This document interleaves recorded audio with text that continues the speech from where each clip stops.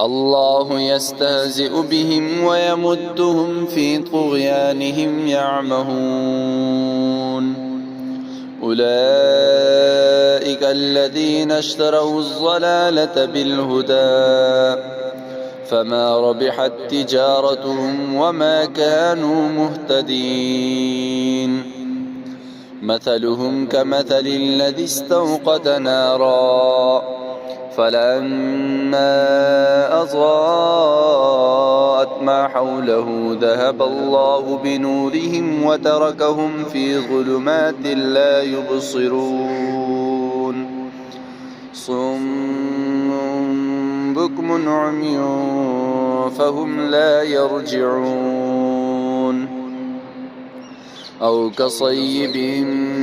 من السماء فيه ظلمات ورعد وبرق يجعلون أصابعهم في آذانهم من الصواعق حذر الموت والله محيط بالكافرين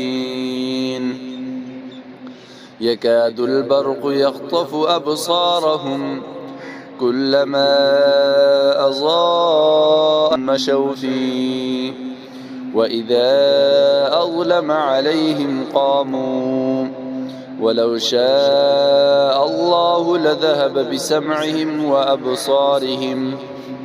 إن الله على كل شيء قدير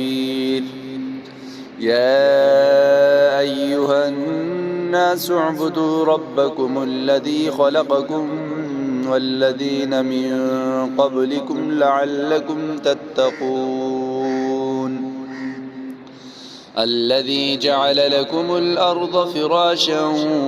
والسماء بناء وأنزل من السماء